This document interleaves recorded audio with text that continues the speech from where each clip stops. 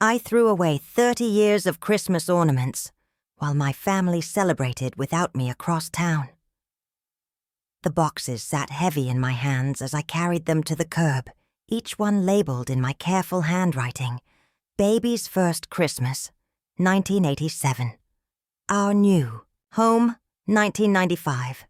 Emma's School Play Angel, 2003. 3 decades of memories wrapped in tissue paper now destined for strangers, or the dump. My fingers traced the faded ink one last time before I turned away, feeling the weight of every ignored sacrifice settling into my bones, like winter frost. The ornaments had been packed since last January, when I'd taken down the tree in silence. No little hands helping, no one asking if they could keep their favorite decoration. Just me methodically wrapping each piece, storing away another year of hope that had withered on the vine. I'd kept them all this time, telling myself that next Christmas would be different, that somehow, magically, my family would remember that I existed for more than just emergencies and borrowed money. Inside the house felt naked. The mantel where stockings once hung now displayed only dust outlines like chalk marks at a crime scene. The corner where our tree had stood for decades looked smaller, somehow like a missing tooth in a familiar smile. I made tea and sat in my kitchen chair, the same one where I'd nursed babies through midnight fevers, helped with homework until my eyes burned, and planned birthday parties that no one remembered anymore. The silence wasn't new. It had been growing for years, creeping in like fog, until it filled every room, every conversation, every space where my voice used to matter. But tonight, Christmas Eve, it felt different, final, like a door closing on a life I'd been fool enough to think was mine. My phone buzzed against the wooden table, the sound sharp in the quiet. A group text from my daughter-in-law Sarah. Thanks for understanding about tonight. Family dinner was amazing. Wish you could have been here. 3 heart emojis followed as if digital hearts could fill the hole where real presence should have been. Wish I could have been there. The words burned like acid on my tongue. I stared at the message, my tea, cooling in my hands, the ceramic mug getting cold like everything else in this house. I hadn't been invited. Again. Sarah had decided that Christmas dinner was too stressful, with too many people. And somehow I had become the person who made it easier by not existing. The extra chair that could be removed. The voice that could be silenced. The heart that could break quietly in the corner while everyone else celebrated. The accompanying photos showed my son Michael laughing at something his father-in-law had said, my grandchildren, opening presents with wide eyes and sticky fingers. Sarah's parents holding court at the head of my old dining table. The one I'd given them when they said their apartment was too small for proper family dinners. The mahogany table that had been my mother's, where I'd fed 4 generations, where my children had done homework and eaten birthday cake and learned what it meant to be family. Everyone looked so happy in those pictures, so complete, so beautifully, perfectly whole without the woman who had made it all possible. So relieved to be without me. I scrolled through Sarah's Instagram story, each image a small knife twist. There was my antique serving platter holding the turkey. My grandmother's crystal glasses filled with wine I'd never taste. My good silverware, the set I'd saved for years to buy, glinting under lights I'd never see. They'd taken everything I'd given them and erased me from the story entirely. I remembered last Christmas when I'd sat at the edge of their conversation like a guest who'd overstayed her welcome. Sarah had rolled her eyes when I offered to help in the kitchen, muttering something about too many cooks. Michael had shushed me when I tried to tell the grandchildren about their father's childhood traditions, about the way we used to make snow angels in the backyard, about the Christmas morning ritual of hot cocoa before presents. Mom, they don't need to hear that old story again, he'd said, not meeting my eyes, his voice carrying that particular exhaustion reserved for burdensome relatives. Old story. As if the life I'd lived raising him was ancient history, irrelevant to the people they were becoming.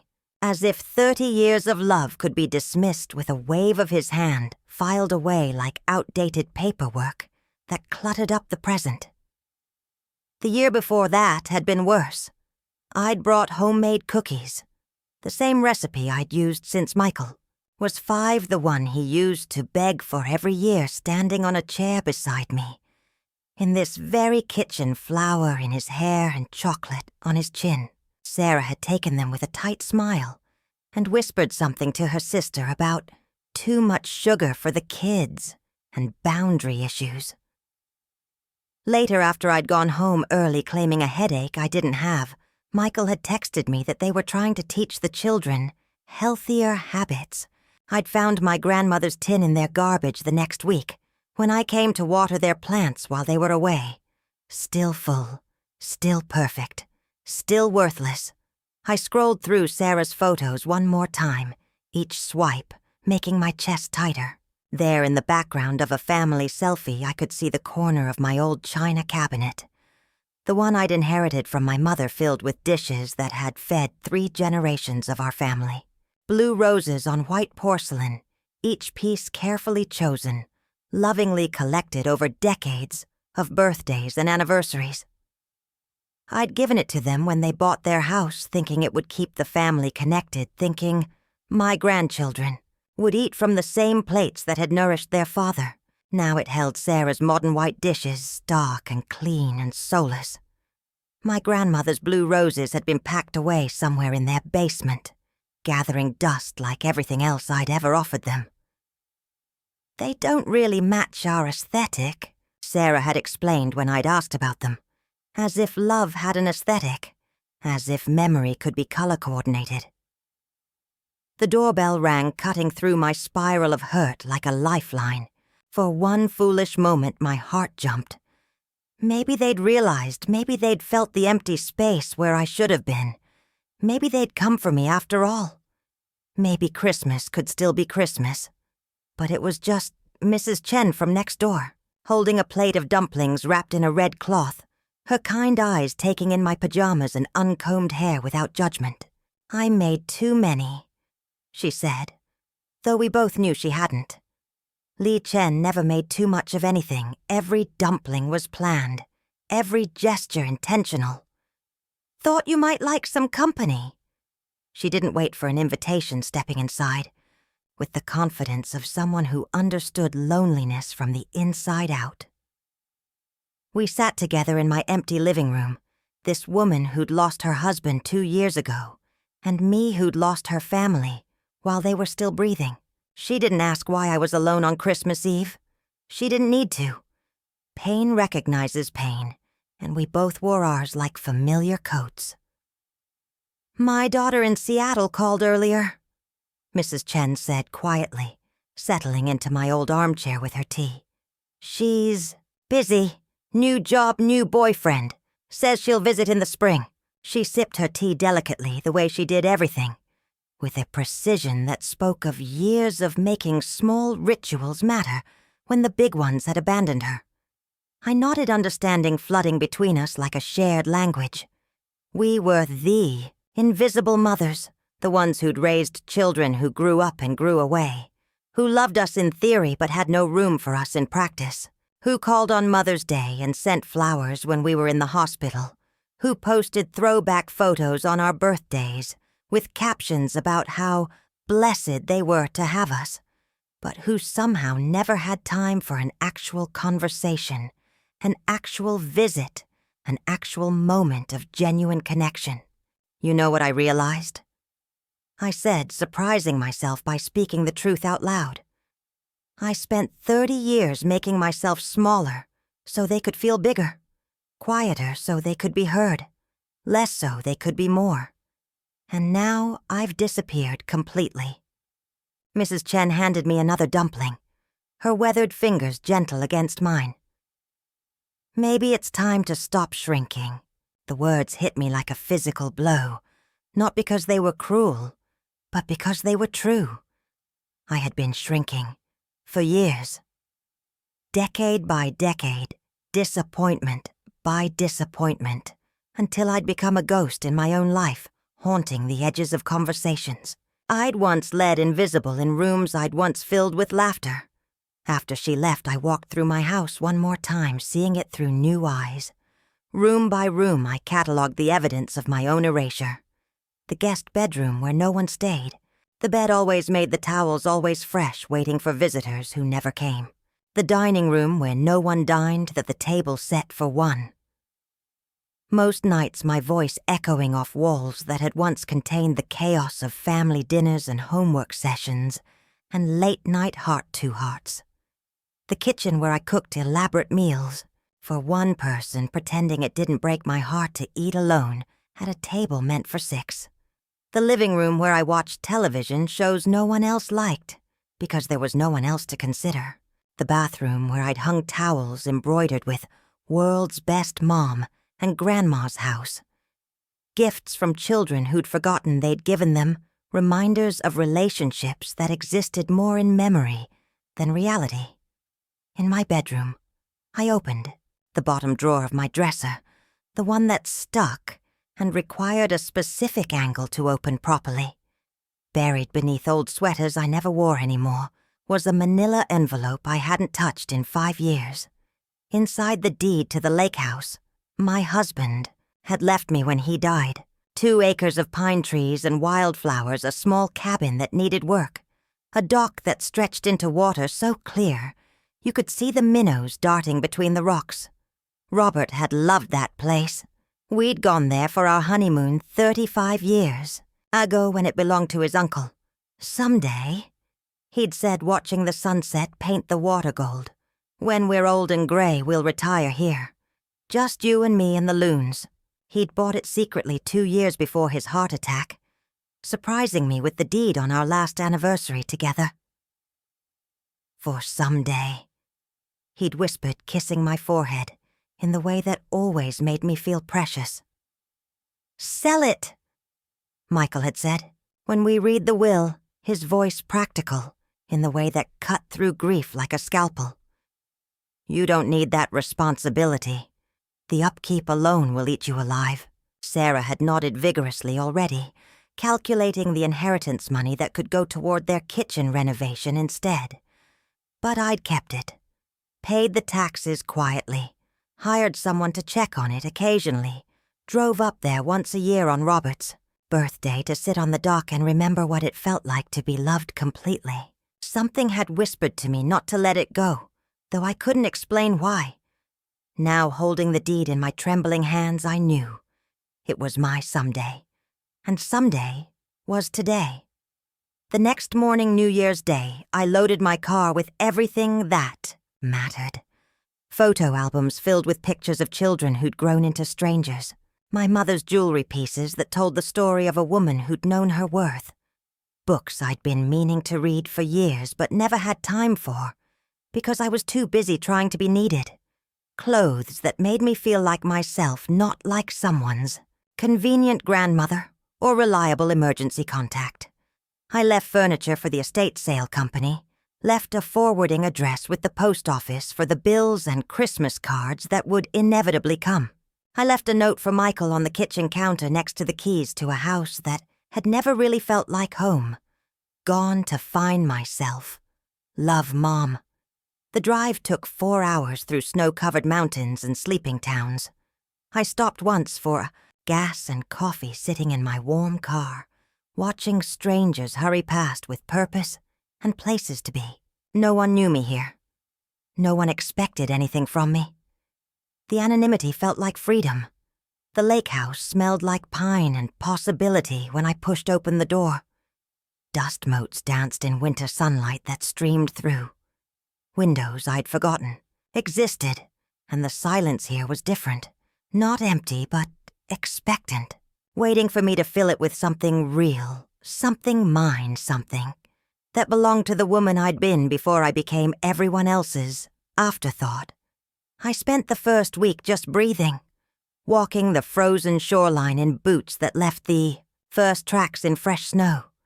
Sitting by the stone fireplace Robert had built with his own hands, reading books without interruption, letting stories fill the spaces where family obligations used to live. No phone calls asking for favors or money, or free babysitting. No subtle criticisms disguised as concern. No one scheduling my time, measuring my worth, determining my value based on what I could provide. The quiet was profound. Not the hollow silence of my old house, but the rich silence of possibility. I could hear my own thoughts for the first time. In years could remember what it felt like to have opinions that mattered to the person having them. The second week, I started making changes. I painted the bedroom walls a soft lavender, my favorite color banned from my old house, because Sarah said it was too bold for their modern sensibilities. I hung my grandmother's quilts on the walls, their hand-stitched stories finally displayed, with the honor they deserved. I set up a reading corner by the window with cushions and throws that no one would criticize, where I could watch the sun set over water that belonged to no one and everyone. I bought groceries for one person without apologizing. I cooked what I wanted when I wanted how I wanted. I played music loud enough to feel it in my chest. I left dishes in the sink overnight and felt rebellious. I stayed in my pajamas until noon and called it self-care instead of depression. By February, Michael started calling. The messages started worried. "Mom, where are you? Call me back. Sarah's worried." Then irritated. "This isn't like you. People are asking questions. Mrs. Chen says you moved. What's going on?" Finally desperate. "Sarah's pregnant again. The kids keep asking for Grandma. We need you." Need me. Not want. Need. The distinction mattered more than I'd realized. For 30 years, I'd been needed, required, essential for the smooth functioning of their lives. But I'd never been wanted, desired, chosen for the simple pleasure of my company. I listened to his voicemails while I planted bulbs in the thawed ground outside my kitchen window. Daffodils and tulips, crocuses and hyacinths, flowers that would bloom without permission, that would return year after year, whether anyone noticed or appreciated them or not. Like me, I thought, but better, because they bloomed for themselves. I called him back on a Tuesday afternoon in March when the first green shoots were pushing through the soil like tiny miracles. The phone rang 3 times before his familiar voice answered, breathless and impatient. "Mom, thank God. We've been so worried. When are you coming home?" "I am home," I said, surprising myself with how easily the words came. The silence stretched between us like a bridge neither of us knew how to cross. I could hear Sarah in the background asking who it was, telling him to put me on speaker, but he didn't. "What do you mean you can't just live in the woods? What about us? What about the baby? What about your responsibilities? What about me, Michael?" The question hung in the air like incense, sacred and challenging. He started to answer, then stopped. In that pause, I heard 30 years of assumptions crumbling. 30 years of taking me for granted finally meeting their natural conclusion. "I don't understand," he said finally. And for the first time in years, his voice sounded young, uncertain, almost afraid. "I know you don't, but I'm not angry anymore. I'm just done. Done making myself smaller. Done apologizing for taking up space. Done pretending that being tolerated is the same as being loved." Spring arrived like a gift I'd forgotten I'd ordered. The bulbs I'd planted burst into color, transforming my little patch of earth into something magical. Yellows and purples and whites that demanded nothing from me but appreciation. I started a larger garden, vegetables and herbs flowers in wild profusion that would have scandalized Sarah's carefully controlled landscaping. I joined a book club in the nearest town, driving 20 minutes each Thursday to sit with women who'd never known me as anyone's mother or wife or convenience. To them, I was just Eleanor, The woman with interesting insights about contemporary fiction and strong opinions about character development. They didn't know about my failures as a grandmother or my shortcomings as a mother-in-law. They just knew I made excellent banana bread and always brought tissues for the sad books. I learned to kayak on the lake, my paddle cutting through water that reflected the sky like a mirror. The first time I made it all the way across to the far shore, I sat in my little boat and cried. Not from sadness, but from the profound joy of doing something purely for myself, something that had nothing to do with anyone else's needs or expectations. Mrs. Chen visited in April, bringing news from the old neighborhood and staying for 3 days. We cooked together, her teaching me proper dumpling technique, me showing her my grandmother's secret to perfect pie crust. We walked together around the lake, 2 women who'd learned the difference between solitude and loneliness. We sat in comfortable silence together on the porch, watching the water change color as the day moved from morning to evening. "You look different," she said on her last morning, studying my face over coffee and homemade scones. "I feel different, like I'm remembering who I was before I became someone's shadow." The woman looking back at me in the mirror had changed too. The lines around my eyes seemed softer laugh lines instead of worry lines. My shoulders sat straighter, no longer curved inward from years of trying to take up less space.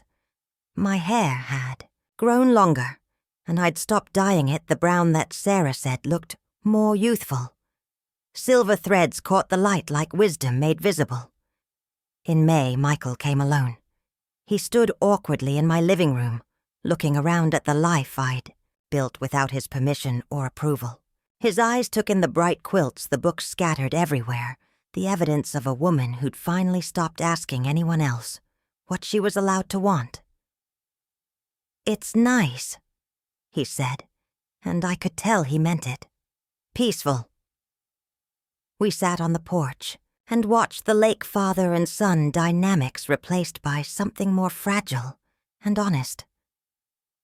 For the first time in years we talked, really talked, about his childhood, about the pressure he felt to keep everyone happy, about mistakes we'd both made, about the way love can become obligation without anyone noticing the transformation.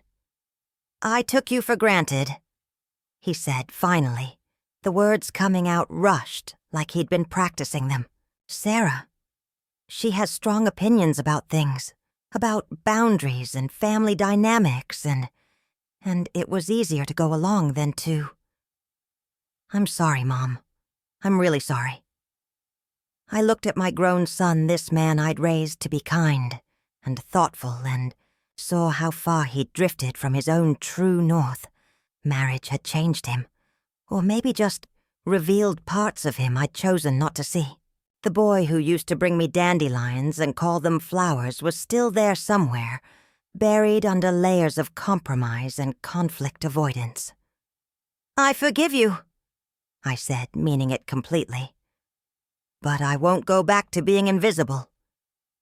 Summer brought my grandchildren for a week-long visit. Just them without their parents, nervous hovering and constant corrections. 7-year-old Emma and 5-year-old Jake, suddenly free to be children, instead of little ambassadors managing adult emotions. We caught fireflies and made s'mores over the fire pit Robert had built. We swam in the lake and told stories under stars that seemed brighter here, away from city lights and family tensions.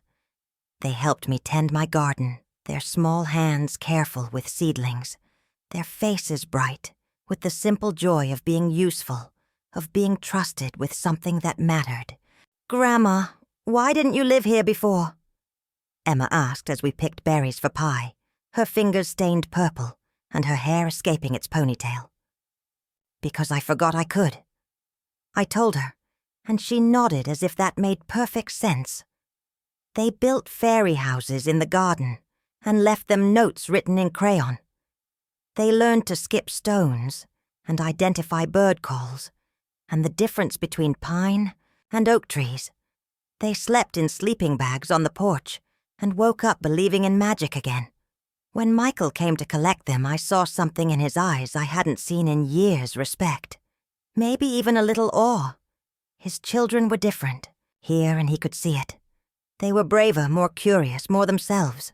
They don't want to leave, he said, watching them chase dragonflies by the water's edge, their laughter echoing across the lake like music. They can come back anytime. All of you can. But only if you want to, not because you need something from me.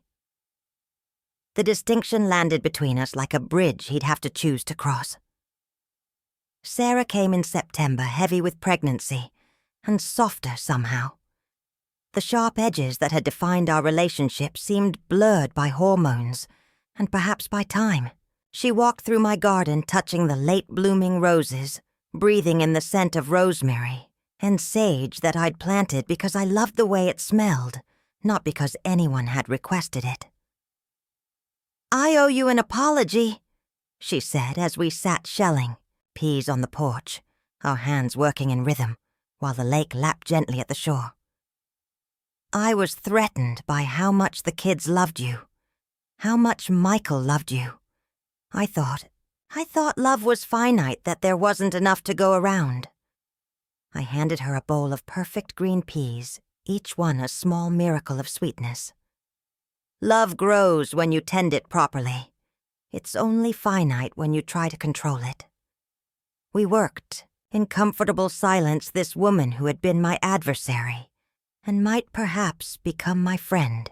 She told me about the baby, about her fears of managing 3 children, about how much she'd missed my help, but had been too proud to ask for it, without conditions. "I didn't know how to include you, without feeling like I was losing control," she admitted. "Your way of doing things. It was so different from what I thought was right." "Different doesn't mean wrong," I said gently. "It just means different." October painted the trees in shades of gold and crimson, the world transforming itself into something breathtaking just because it could. I woke each morning to beauty that asked nothing from me, but witnessed to silence that held space for my thoughts, instead of crowding them out with obligations. My garden had given me tomatoes and squash herbs and flowers more abundance than one person could possibly use. I shared it all, with neighbors, with the food bank in town, with anyone who could use a reminder that good things still grew in the world when tended with patience and love. Have you ever felt invisible in your own family? Have you ever wondered if you disappeared how long it would take for anyone to notice? Tell me in the comments. The lake taught me things I hadn't known I needed to learn. How to be still without being stagnant. How to change with the seasons without losing my essential nature. How to reflect beauty without needing to create it myself. I watched the water change from summer blue to autumn gray, and I understood that transformation wasn't betrayal. It was growth. I started writing letters I'd never send, to Michael explaining the mother I'd tried to be and the woman I'd forgotten to remain, to Sarah acknowledging my own mistakes in our complicated dance of love and territory, to my grandchildren preserving stories they might want someday about the grandmother who'd learned to save herself. The writing clarified things that speaking had confused. I could see patterns, I'd missed cycles, I'd perpetuated ways I'd enabled my own invisibility by being too afraid to risk displeasure. I'd taught them that I would always be there, no matter how they treated me, and they'd learned the lesson perfectly. November brought the kind of quiet that settles into your bones and stays there. The lake began its slow freeze ice, forming at the edges like lace on a wedding dress. I chopped wood for the fireplace, my muscles remembering strength I'd thought I'd lost. I canned the last of the garden's harvest filling jars with summer sunshine to sustain me through the dark months ahead. Michael called more often now, but the conversations were different, tentative, respectful. He asked about my life instead of assuming he knew what it contained. He listened when I talked about the book club, about my kayaking adventures, about the way the sunrise looked different when you were awake to greet it instead of being awakened by it. "You sound happy," he said one evening, the words carrying a note of wonder. "I am happy," I realized as I said it. For the first time in years, I'm genuinely happy. On Thanksgiving, they all came to me. Not because they needed to, but because they wanted to. Michael and Sarah, the grandchildren, even Sarah's parents. The same people who had once seemed so eager to replace me. We crowded around my small table, sharing food from my garden, telling stories that included everyone instead of excluding the inconvenient truths. As I watched my family, really watched them, not just their reflections in my own hurt, I saw something I'd missed before. They were happy here, relaxed in a way they never were in their perfect scheduled life back in the city. The children played freely without constant supervision. Their parents laughed easily, without checking their phones every few minutes. Even Sarah's mother helped with dishes without being asked. This wasn't just my refuge. It was theirs too. Place where they could remember who they were when they weren't performing their roles in the complicated drama of modern family life. Emma fell asleep in my lap after dinner, her small body heavy with turkey and contentment. Jake helped me feed the ducks that hadn't yet flown south, his careful hands scattering breadcrumbs while he whispered to them about staying warm. Michael and his father-in-law talked about fishing, making plans for spring visits. Sarah and her mother looked through photo albums, sharing stories about their own complicated relationship, finding parallels to our journey. When December came again, I wasn't afraid of Christmas. The anniversary of my awakening felt like a celebration rather than a wound. I decorated modestly. White lights on the porch, evergreen boughs on the mantel, candles in every window. Simple. Beauty that welcomed without demanding, that invited without insisting. On Christmas Eve, exactly 1 year after I'd thrown away those ornaments, I sat in my reading chair with a cup of tea and my grandmother's quilt across my lap. Outside, snow began to fall, each flake unique and perfect and temporary, like moments of grace that couldn't be captured but only experienced. My phone buzzed with messages from my family, from Mrs. Chen, from new friends I'd made in this quiet life. But I didn't need their words to know I was loved. I could feel it in the solid walls of my chosen home, in the sleeping bulbs that waited beneath the snow for spring's return, in the steady rhythm of my own contented heart. The new baby had arrived in November, a daughter they'd named Rose after me. Rose Eleanor. Sarah had said, tears in her eyes as she placed the tiny bundle in my arms. "We wanted her to have your strength." I had learned the hardest lesson of all, how to love myself enough to stop accepting less than love from others. How to know the difference between being needed and being wanted. How to understand that sometimes the greatest gift you can give, your family, is the gift of your own wholeness. The snow continued to fall, transforming the world into something clean and new. Somewhere across the lake I heard the call of a loon. Wild, solitary, beautiful. I smiled and pulled my quilt closer warm in the knowledge that some songs are meant to be sung alone. But that doesn't make them any less magnificent. Tomorrow would bring new growth, new possibilities, new chances to tend the garden of my own soul. Tonight I was simply grateful to be exactly where I belonged, in a life I had chosen, in a silence I had filled with my own quiet strength, in a love that started with the woman looking back at me from the dark window glass. If you recognize yourself in this story, if you've ever felt invisible in your own life, know this: it's never too late to plant new seeds. Never too late to choose yourself. Never too late to discover that the most beautiful gardens grow from the ground up, tended by hands that have learned the difference between serving others and serving yourself up to be consumed. Some flowers bloom best in solitude. Some songs are sweetest when sung by a single voice. Some lives are most beautiful when lived by their own true light. The lake had taught me that stillness wasn't emptiness, that silence wasn't absence, that solitude wasn't loneliness. It had shown me that I could be complete without being constantly needed, that I could be valuable without being constantly available, that I could be loved without being constantly convenient. As I prepared for bed that Christmas Eve, I looked at the woman in the mirror, silver-haired and strong-shouldered, laugh-lined and peaceful. She was someone I was proud to know, someone I enjoyed spending time with, someone who deserved every good thing that came her way. She was me, finally completely unapologetically me. Please subscribe to this channel, activate notifications, and give this video a like if it touched your heart. Share it with someone dear to you who might need this reminder: you are not too much. You are exactly enough.